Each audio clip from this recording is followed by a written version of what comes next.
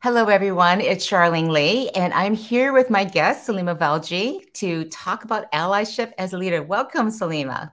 Thank you. Thank you so much for having me. Yeah, I'm excited because we had a fantastic conversation a few weeks ago.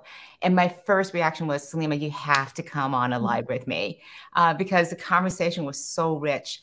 And the reason why I wanted to talk about this today is, as you know, I'm very much into transformational leadership, disruptive Mm. leadership. And I think that what Salima is going to share today is how important allyship is to transformation. Because unless we are able to pull in as many people as possible, all the diverse areas of thinking, we're not going to get there. And our research, Salima shared with me, said that 77% of leaders identify themselves as an ally. But when you ask Black and Latino women in particular in the workplace, only 11 or 16% say they actually receive and perceive Mhm. any sense of allyship happening. So there's a huge gap in there. So Mhm. Salima's going to share with us how to approach this. So Salima, give us a bit about who you are, your background. Why are you doing this work? Yeah, so I'm going to start off with a little bit about myself and my story. So I was born in Kenya. Was brought to Canada. My parents immigrated to Canada when I was about 6 months old. So I've pretty much been growing up in Canada my entire life. When we settled in Canada, we settled on a poultry farm, and we were the only people of color for miles. Miles and miles. And so we were the only people of color of school. And our everyday existence was getting beat up on the bus. My sister got beat up in my classroom with my teacher there, really getting picked on. And it just was not a really good experience. But I did not know this until grade 5 when we moved to the city, when we moved to Calgary. And in grade 5, on my first day of school at reset, so I was introduced and I was expecting, okay, whatever, no one wants to be my friend. This is what I'm used to. But at recess, I had what were my first two allies come to me. And I didn't know this at the time. Renee and Andrea, they introduced themselves. They invited me to play on the playground. And that really made a difference for me of like, oh my God, people want to be my friend. That was the first time I experienced that. And so, fast forward, that really shaped how I viewed myself. That shaped in terms of, what conversations I participated in. That shaped how my own dialogue with myself. And so that was a really, really pivotal moment of just having two allies asking me to play at the playground. And that's as simple as what allyship is. And as I advanced in my career, when I was at the leadership table, I started to hear comments of like, "Oh, we can't promote her. She's pregnant," or "We can't, why do you want so much money? You don't have kids." I would hear these kinds of statements, and so it's become really important to me in the work that I do as an executive coach and as a leadership developer to really work with organizations to really shape cultures that are inclusive and are ready to include and embrace the incredible talent they have in their organizations. And what I love about that story, that personal story, is I think we can all relate to the fact that we're not included, that we're not part of the in group, that we don't have a tribe that we belong to. And when that actually happens, you feel so much more connected. You feel safe, that you have that Mm. psychological safety. And you're going to put in and include all the rich experiences that you have. You're not afraid anymore. You can share and know that it'll be taken at face value rather than looked down upon. Yes. So it's so interesting you say the psychological safety piece, because you're right. That's exactly what it is. And in my coaching practice, I connect with a lot of women, and I find, and particularly women of color, they're holding themselves back. They're afraid about how they're going to show up. They're often the only person at the table who is either a woman or a person of color. And so it can often be hard that their ideas will be heard. It's often hard that that they can influence. And so this is so important because there's an incredible segment of the market that isn't showing up and sharing their ideas. And when you talk about disruptive leadership and the work that you do, Charlene, in order for you to truly have transformation in the organization, you really need to tap into that collective intelligence. And retaining and hiring talent is also a really important piece as part of transformation. And so that's why this allyship becomes so important in order to connect those dots.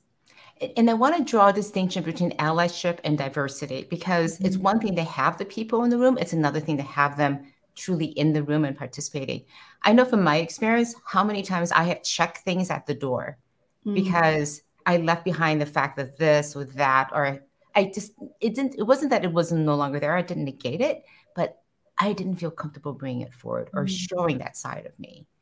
And in the places where I have worked, where there have been allies, women in the room, encouraging me, creating that space for me, I have felt so much more free to speak my mind, because it's hard to raise your hand and say, I have a different idea. Why don't we try this?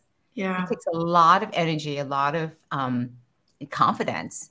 And if you're using all of your energy just to be in the room, just to be acknowledged and seen, you don't have any energy left to be able to raise that hand. You described it beautifully. You described exactly what happens. And this is why we connected, Salima. And it's called code switching. When we show up in our work uniform at work versus how we are outside of work, we're code switching to be able to fit into the environment. So talk to me about what we can do as leaders. How do you actually become a better ally? Again, I see the desire. I see so many people say, yeah, I want to be an ally, but how do I do it? It's so uncomfortable.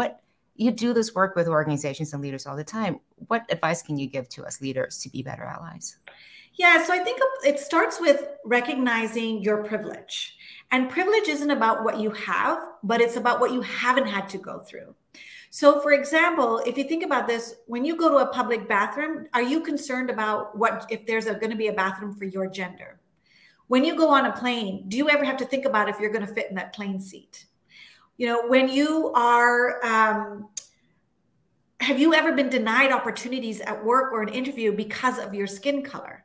So part of the big piece of this is really starting to be open with empathy and recognizing that there are experiences out there that other people are having that has never even entered my realm.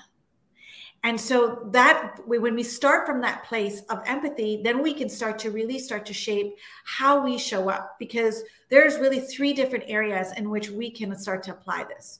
So it's the individual level, which is really about it could be something as simple as sharing your pronouns. Am I using, inclusive language? Am I really challenging the biases that I have? We can do it at the interpersonal level, which is the interactions that I'm having with individuals on my team, or we can do it at the structural level within the organization. And that can be around, how do the team meetings happen? Who's actually doing the office housework? Who's actually getting credit for the work that's being done? And so I really help organizations to look at these 3 areas as ways to start to identify where can you start being intentional about your actions. So let's dig into that a little bit deeper, each of those. So let's start with the individual. Can you give us some insights about how a leader could begin? And it was really interesting how you define privilege as what you haven't had to go through. And you talk about empathy. So are these the foundations? I mean, how do I begin as an individual, just starting with myself? Yeah, it's education. Are you taking the time to get, understand who are the affinity groups in your organization? Are you getting to understand what are their challenges and issues that they're facing? Are you putting your hand up or even showing up to the meetings? Even just showing up to listen is such a powerful allyship action, because you're like, yeah, you guys, this group has meaning and has value, and I'm going to show up because I want to learn. And so just showing up and listening can be a really powerful allyship action that you can take. It's interesting because pretty much most organizations of a considerable size have these employee networks. Yeah. These affinity networks. And it's astounding to me how few senior leaders show up at them or participate. Yeah. And the question I have is, what are you curious about? That curiosity can drive your participation also as well. So just go and join a meeting, look at the thread, comment on something, have your presence be known, and start asking the questions. And even if you're not one of the issues becomes, if you say you want to be an ally, but I don't know where to begin, where to start, how to even ask the question, because I might be asking the wrong questions. how do they get over that first initial hesitancy to get engaged? Because I'm a white, older male, and am I going to be welcome? Am I just intruding on the space? I don't want to be imposing myself. I already do that in the workplace. How do I show up in these areas? Because it feels so hard and intimidating. Yeah. And you know, that intimidation is really what holds people back. It is scary, and so, but the question is, you know, is my fear greater than the impact that I can have? Is it worth me sitting in my fear than not taking any action? And I always say, start by listening. And if you show up with curiosity to say, you know, I'm interested to learn about the issues, and I'm just here to listen today. I'm just here to listen.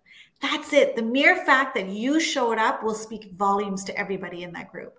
And then the next is like, okay, so what can I do to support? Listen, what can I do to support? And that's so different than what can I do to help? Because words matter here. Support says, I want to support the greatness that you already have. Help means you need my help because you're not great. So what can you do to support? I love that. It just that really resonated with me. Yeah. And so it's not having an opinion. It's not having an answer. It's listening and just saying, how can I support? And then you can decide where to go from there. Can you support that? Can you not support that? Can you find other resources to again, bring to bear? And that's what being an ally is at that individual level. Yeah. You make it sound so easy.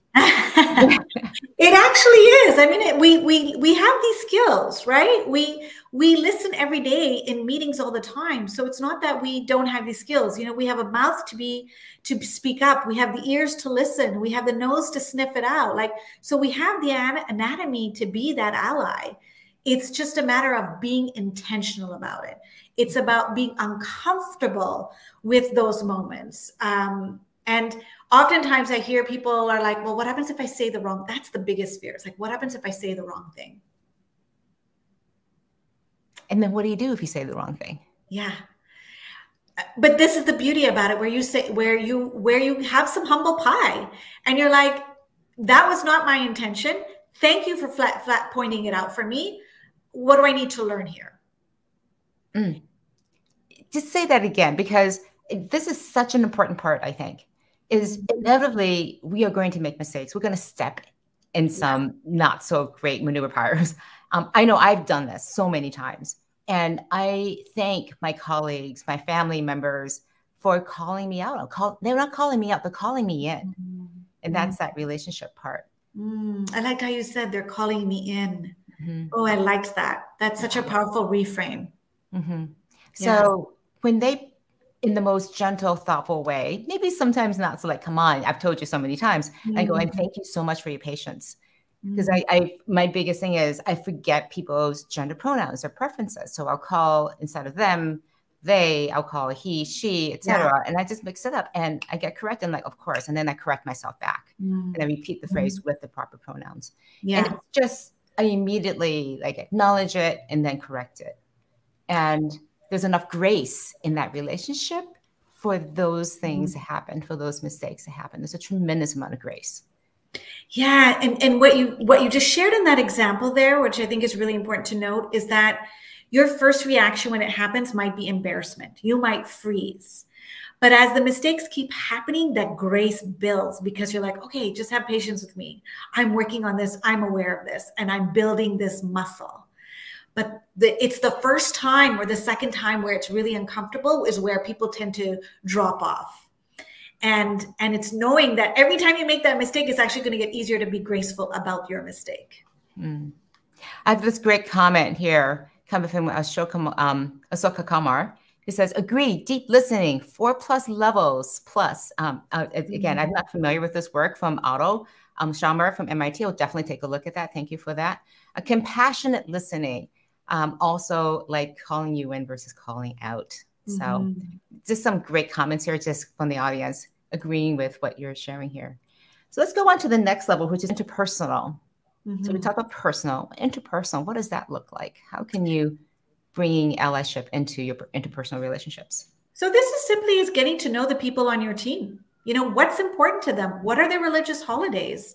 You know, what are the challenges that they're experiencing? This is really just taking time to get to know who's on the team, what's important to them, and giving them the space, you know, not always pushing back your meetings that you have with them, showing up, following up. Like, this is something that you, again, you already have the tools to do this. This isn't something new, but it's really about, you know, hey, this person is celebrating something, and I want to make sure that the team knows this. And so it's really about building those interpersonal relationships. The biggest pushback I hear from managers is, you know I need to be, you know, more human, connect with my employees more. We've got so much to do. We don't have time to do this. You know, soft side of things. It's a nice to have. And what you're saying here, how do I think about this differently? If I'm one of those leaders who says, you know, we just got to focus on our work. We'd love to get to know each other better. We'd love to go out and like spend all this time, like do offsites and stuff. But we don't have time to do that. We got to get work done. I'm going to say that the people issues on teams actually takes way more energy and time than strategy or making decisions. And so I say, you know, when you invest upfront in building these relationships, it will give you dividends later on. And it's going to create that psychological safety, which you mentioned earlier. It's going to create that inclusivity and that inviting to the playground that everybody wants to have, that they're included in those meetings and those discussions and those decisions. So investing that time up front is going to pay dividends later on. That's great to think. And Rania says here that I think building trust is the key, right? Good point. And I think also here we have Lynn saying this is at the core, the great reshuffle. We need to get back to these relationship strength basics for employee experience, customer experience, and partner experience excence. So thank you, Lynn, for adding that too as well. Love all the comments, everyone. Keep commenting with them. And again, if you're here listening, I would love for you to share also, get some examples of how you are showing up as an ally in your organization and again, in your communities too as well. Would love to be able to share that with people. Even if you're comfortable with it, share how you overcame some of the obstacles about becoming an ally. All right. I love how you asked that question, because in the work that I do with organizations, that's actually a key component I have, is having allies share what it is that they're doing and what their learnings and experiences are. Because if you're hearing particularly from the senior leadership team, what they're doing, it creates the expectations like it's possible. And hey, if that person fumbled, it's okay if I fumbled. And it really gives people permission. So I think that's such a really important question to ask. Yes. And Ashika Kuma, just one last comment, then we'll move on to structure. Once you have trust and safety, teams get into flow states quicker. I love this idea of flow. Yes. It's like this sort of like frictionless, you know, we removed all that friction. You just added a lot of grease into things. So things just flow and they're just smoothly working. And we've all been in those kind of flow states in teams where you just kind of know where everyone is, you're working together. You can make mistakes. There's laughter. You just feel connected because you feel like you bring your whole self and you're seen. And there's nothing more human than wanting to be seen and acknowledged. So all this adds up together into just really great teams. And you think about the teams that are amazing, high-performing teams, there is that underlying trust that comes from having spent time having these conversations that just can't be replaced. Let's go on to structure, your last area. And so how do you start making structural changes? That seems really hard, requires that you be in a certain level in a position in the organization. So give us a little bit more detail into that. So I always suggest start with some really small areas where you can make some structural changes. So this could be in the way your team meetings are structured. Is everybody getting a chance to speak? You know, I often say, why don't you rotate who's the chair of the team meeting so that everybody gets exposure and gets to drive what the agenda is. Also, I mentioned earlier around pay attention who's doing the office housework. Oftentimes, you know, it's often the women who, you know, I remember in my senior roles, I was always the one who had to take the notes and I was always the one who had to drive the agenda, and it drove me crazy. And so one day I just kind of blew up and I'm just like, I'm not doing it anymore. And it forced everyone else to do it.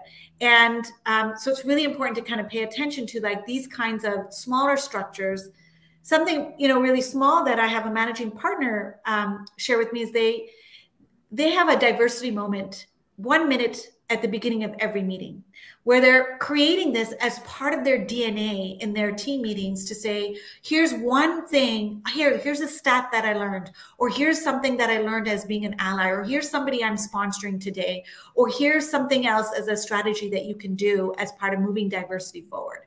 So just including a diversity moment at the beginning of a meeting can be a wonderful way to bring that into your DNA and integrate it. Or it could be really just looking at how are we measuring the impact of allyship in the organization? Are people being measured, and are they being compensated on being an ally? Because at the end of the day, we do what we're motivated by, what we're compensated on, or what we're rewarded on. And so connecting that back to that, your performance review, if you're truly committed to an allyship culture, you need to embed that into the overall structures. Yeah. And so I say that allyship is not just an initiative you do, but it's a representation of your leadership. It's almost a representation of not just your leadership, but also your values. Yes. Right? Are we truly living our values by how we actually reward and define success? Yeah. So that's super helpful. I just have a question around this, which is, if you're not the senior person and you see a senior person who has a potential to be an ally, how do you approach them and request, ask, invite them to be an ally? Because you think they could be an amazing one, but they're not showing up as one. Yeah. It's interesting. I had a client yesterday just tell me that she's like, hey, my manager, I see him being an ally to others. And he comes, says, I am an ally, but for her, she feels like he's not showing up as an ally. And I said, that's such valuable feedback that person is probably not aware of. And so, having that conversation of like, I need your allyship. I need your support. I need you to be able to speak about me behind my back in rooms that I'm not there, so that I get the exposure that I need, so that I get the opportunities that I'm looking for me to grow in my career. Because at the end of the day, everyone is looking for growth. Growth in may not in their career development, but growth in terms of how their skills are showing up. Mm-hmm. And again, that leader may not understand that this person needs that allyship or even the sponsorship at that particular moment. So raising your hand again and saying, I want this, include me. Yeah, and ask me to be in there. I have this great example from Lynn, just wanted to share, because we asked how to become an ally. Daily thinking about what my team needs and each individual, what's their perspective, what can increase their impact and I love this, their joy. Yeah. The joy. Lynn, thank you so much for sharing that. Yeah. I haven't heard that from leaders to say, my job here is to increase joy in my team's lives. So that's beautiful, Lynn. Thank you for that. Yeah, that's really, really great. Yeah. And Ahsoka Kari just has one other comment. Unconditional love needs no reward.